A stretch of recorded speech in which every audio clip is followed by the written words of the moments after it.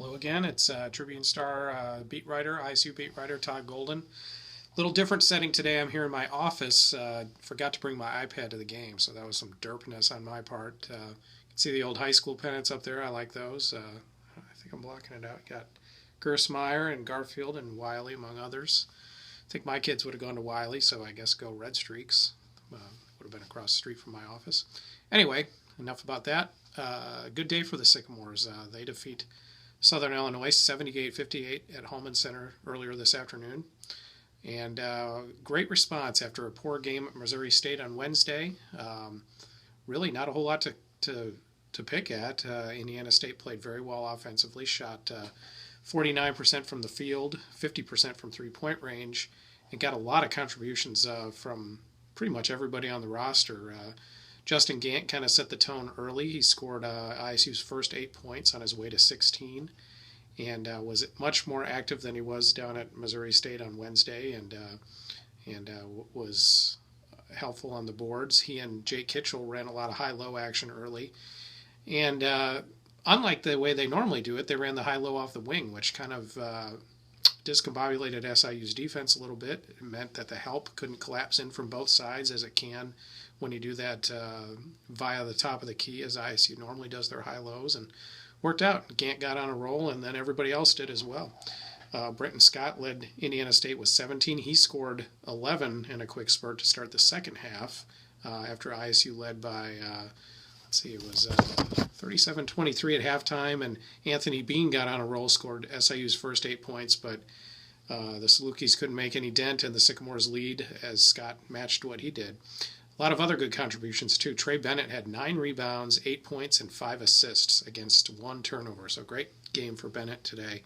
Jake Kitchell had 6 assists, which led the team. So you have the oddity of Kitch, who's the biggest player in ISU, leading the team in assists with 6, and Bennett, who's the smallest player, leading the team in rebounds with 9. So kind of a good illustration of how the effort was collective on the part of a lot of Sycamores today. It wasn't just them. Christian Smith had 9.7 rebounds.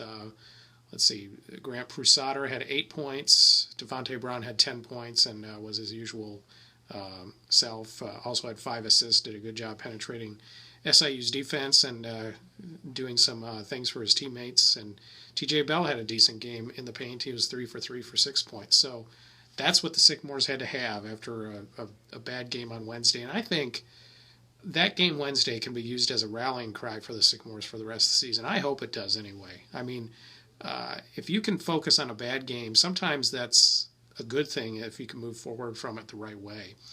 Meaning that if ISU approaches its practices and its games for the remainder of the season with a Missouri State game in their head as something they don't want to do, that can be, in a way, reinforcement for what they do need to do. And I think that's how it worked out today. I think the Sycamores did a good job with that. And certainly put away a Saluki team that struggled and hasn't been very good on the road. But ISU's let some of those teams in games or kept them in games this season, and this was the first game really all year where they just kept the foot on the gas, and at one point Indiana State's lead was 26 in the second half. It was never a game after halftime, and that was good to see. It was good to see the Sycamores be able to do that, and it gets tougher. Indiana State has a lot at stake the last week of the season. Wichita State comes in Wednesday. They're ranked 13th in the country, of course, and then ISU finishes at Bradley, which can be a tricky road trip. Right now, Indiana State has a half-game lead over Evansville for third place. Evansville plays at Wichita State tomorrow. That's going to be a difficult game for the Aces. Evansville also plays at Northern Iowa yet, and they finish at home against Illinois State. All tough games for Evansville, but Evansville has the tiebreaker over Indiana State if they're in a two-way tie for third place. So it's important for the Sycamores to finish strong, not let the Aces get any hope and catch them and get that third place spot, because Sycamores don't want any part of being in fourth. That would likely mean a game against Illinois State, and I think it would be difficult for ISU to beat Illinois State a third time. Both games were very close in the first place, so third place is important, and next week is the time to grab it for the Sycamores. One other thing that happened in this game, Justin Gant got clocked in the jaw by SIU center Bola Alanyan. Alanyan was ejected from the game. This was in the first half. And unfortunate incident. Barry Hinson was upset after the game. He was upset at his own player. He admitted that Olanian, probably did it on purpose, and Hinson said he wouldn't have played Olanian the rest of the game. Barry was upset. One of the fans in the stands yelled something about the Salukis playing dirty or something of that nature, and Barry took offense. I think Barry was frustrated, with the way the game went for the most part. And some of that frustration showed in his comments afterwards.